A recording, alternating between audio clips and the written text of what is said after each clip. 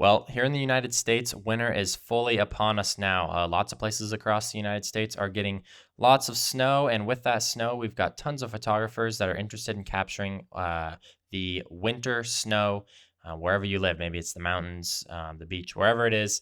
If you've got snow and you want to capture it, I'm going to give you 3 tips in this video that I highly recommend for anyone new to shooting in the winter. I've got 2 just practical tips that I always recommend, as well as 1 post-processing tip and a little tutorial on how to kind of create some more depth in an image with some snow. And so the first thing that I'm always thinking about when I'm out in the winter shooting is keeping my batteries charged. So camera batteries do not stay charged very well in the cold. At least most of the Sony batteries and Canon batteries I have used do not. So this is obviously a big problem because if your camera's dead, you can't capture any photos. What I highly recommend is keeping your batteries in like a chest pocket or maybe a coat pocket, somewhere that's going to keep them warm and close to your body. Don't just leave them in your bag when you're out hiking around all day because the batteries will get really cold and they will die. You'll be sad because you can't capture good images. So I highly recommend at least keeping a handful of batteries just in a chest pocket, a jacket pocket, even a pants pocket, just somewhere that it's close to your body and it's going to stay warm. Now, the other really common problem that photographers may run into is condensation building on their lens. If you've had your gear in a nice warm car, you've got the heat on, and then you go outside and start shooting, there's a good chance that your gear is going to start fogging up. So the way that I prevent that is actually using one of these little rings. And all that this does is it keeps my camera lens warm, keeps the condensation off. In the winter, it's super crucial that you keep the front element of your lens dry. So if you're shooting a waterfall, this is going to be a tool that you want to have to make sure that you keep the front of the lens dry, or even if not dry, you at least keep it so that the front of the lens is warm and the ice doesn't freeze onto there. The problem is when you're shooting a waterfall or you're shooting and it's snowing out, there's going to be little water droplets sticking on your lens. And if you don't have something to warm the lens, it's likely that it will turn to ice very quickly. And once your once your lens is iced over, you are pretty much out of luck. You're probably done shooting for the day. So I use this little tool. This is from a company called Protage. I actually just got this on Amazon. I'll leave a link in the bio for that. Basically what this is, though, is it's just a circular thing that goes around your lens. It comes off, and so it fits really any size lens. You could have a lens huge, a really small one, and it will still fit. And then to supply it power, it just has a nice USB cord. So you can just plug this into whatever you have that supplies USB power. It does not drain very fast. I've had really small power banks and this doesn't even do a dent to them. So you could leave this on for a really long time. So highly recommend picking one of these up for winter photography. And of course, you always want to get gloves and stuff to keep yourself warm, but it's really nice to have stuff to keep your camera lens warm as well. So I want to go ahead and jump into my last tip. I wanted to throw in one little post-processing tip that I really recommend for winter and snow photography. And so I'm going to go ahead and play that right now.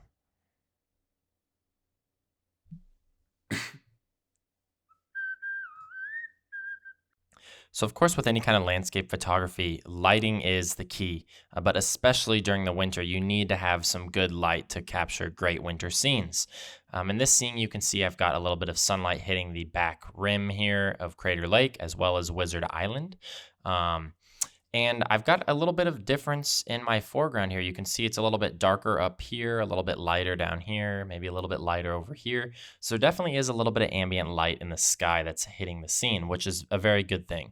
If it was a totally gray sky day, I know it looks like it was totally gray sky, but there was a little bit of sun over here on the side. And so what that sun does is it allows the scene to kind of have a little bit of range in that snow because generally speaking, when you have a scene like this and there's a lot of snow, the snow is all going to be the same lightness value, which creates a very flat and boring scene. But if that is a problem that you're having, or maybe if you just want to add some more range and pop to your snow, I have a cool little trick in order to do that. You can see that I've done that here. I've just kind of popped the snow a little bit, and it really helps give my scene some more dimension. So that's very easy to do. All that I'm doing to do that is I'm using this TK Basic V6 luminosity mask panel. You can find it on goodlight.us. And this, you can really use any luminosity mask panel. This is just the one that I choose to use because it is free. So I'm going to hit composite, and I am going to go and make a lights to selection. And I'm going to go ahead and make a curves layer. Now, if you don't fully understand luminosity masks, I highly recommend you check out a full-length video that totally explains them because luminosity masks are so helpful. But for the sake of this video, I'm not going to talk through exactly how luminosity masks work. So now that I have this curves layer here with my luminosity selection of the snow, I'm just going to drag this up. And that is looking good right there. And if I wanted to mask it out of Wizard Island here, I could just create a new group, throw that in the group, put a layer mask on the group, and then just paint out the middle here, just so that I'm not brightening this, which I didn't want to do anyways. So now if I toggle this, you can see it pops the snow.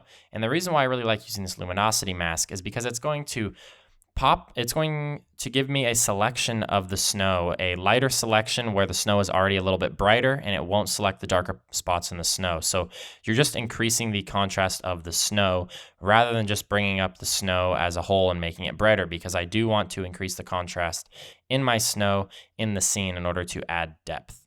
So that is how I would do that. Now, the other thing that I've done in this image is I've done a little dodging and burning. This is really helpful and really easy to do in the winter. I've just done a few quick, really basic dodging and burning. You can see if I toggle this, kind of all that I've done here. So what I've done with the dodging and burning is I've created a little bit more depth perception here, as well as over here. So by toggling this layer, you can see that I have brightened down here, I've darkened up here, and I've darkened around here. So the darkening is helping me kind of create a more three-dimensional effect. It's making this hole look a little bit deeper than it is, as well as it's accentuating this little ridge line that I've got going on right here. And so that also is very easy to do. All that I'm going to do is create a new layer. I'm going to change the blend mode to soft light. And then I'm simply just going to grab a black or white brush. I'm going to go down to 10% opacity or so. And now I can just paint onto the layer. Just like this. I could come around here. And 10% might be a little strong, but for the sake of this video, just going to quickly brush this in here.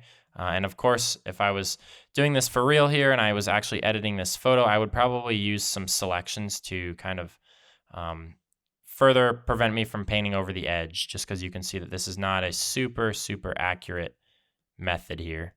But you can kind of see what I've done just with a few simple clicks here, just over the span of just a couple minutes. So those two things really help me increase the dimension in the scene. So this is before and this is after. It's kind of helped me accentuate the light, give my scene some more dimension and make it more interesting. So on the post-processing end of things, that is what I would recommend doing to kind of improve your winter photography.